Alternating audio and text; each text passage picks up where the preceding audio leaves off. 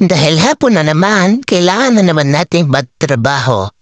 Dahil gusto pa nating yumaman. Sa hapon talaga ako nagtatrabaho dahil pag umaga ay nag-aasikaso muna ako dito sa bahay. Lalo na pag school days ng ating mga chikiting. Big shout out sa mga kapwa ko layout artist dyan.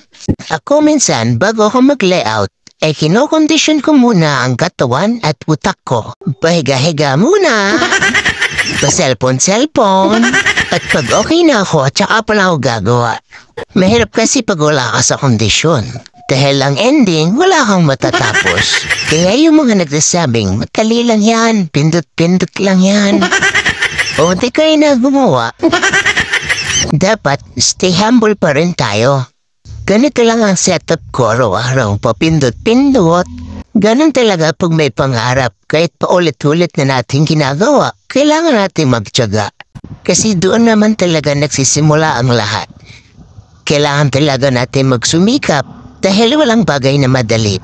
Pag pinaghihirapan talaga natin ng isang bagay bago makamit, ay napakasarap sa pakaramdam. Maraming salamat sa mga clients na patuloy na tumatangkilik sa gawa namin. Kahit 13 years na ako as a layout artist, marami pa rin akong gustong matutunan.